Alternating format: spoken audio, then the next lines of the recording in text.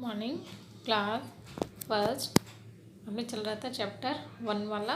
इसमें बताया था वर्ण के कितने भेद होते हैं। वर्ण के 2 भेद होते हैं, स्वर व्यंजन। स्वर ले लिया था, आ लेंगे व्यंजन। स्वर में बताया था कि जो शब्द बोलते हैं उनमें किसी भी वर्ण का सहारा नहीं लेते हैं, स्वर स्वतंत्र रूप से बोले जाते हैं। आ लेंगे व्यंजन। व्यंजन किसे बोलते हैं? कॉन्सोनेंट।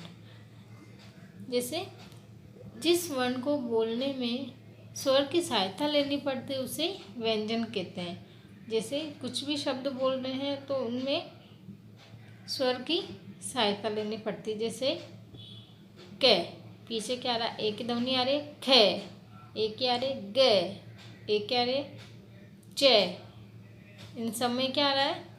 स्वर की ध्वनि निकल रही है, पीछे स्वर की सहायता से बनाया गया है। हिंदी में 35 व्यंजन होते हैं। जैसे के वर्ग है तो इसमें के, खे, ग, ण। चे व्यंजन, चे वर्ग में चे, छे, जे, जे। इनमें सब में क्या आ रहा है? स्वर की पीछे स्वर की ध्वनि निकल रही है। टे वर्ग टे, ठ, ड, ढ, ढ, ण। इसमें व्यंजन है। टे वर्ग में टे, ठे, डे, ढ, ण। पे, फे, बे, भे, मैं। ये, रे, ले, वे। यह अंत व्यंजन। शे, से, है ऊष्म व्यंजन। शे, त्रे, गे, शेम। ये संयुक्त व्यंजन। इनमें व्यंजन में क्या होता है? स्वर की सहायता से बोले जाते हैं। वर्णमाला अल्फ़ाबेट को बोलते हैं। वर्णों के समूह को वर्णमाला कहते हैं। जो वर्णों के समूह होते हैं उन्हें वर्णमाला कहते हैं। हिंदी में वर्णमाला में 50 वर्ण होते हैं। हिंदी वर्णमाला में 50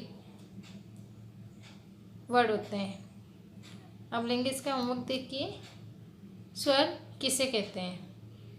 जिस वर्ग को बोलने में किसी दूसरे वर्ग की वर्ण की सहायता नहीं लेनी पड़ती है उसे स्वर कहते हैं। जिस वर्ण को बोलने में किसी दूसरे वर्ण की सहायता नहीं लेनी होती है उसे स्वर कहते हैं। स्वर स्वतंत्र रूप से बोले जाते हैं। हिंदी में स्वर 11 होते हैं, 11 होते हैं। क्वेश्चन नंबर, व्यंजन किसे कहते हैं?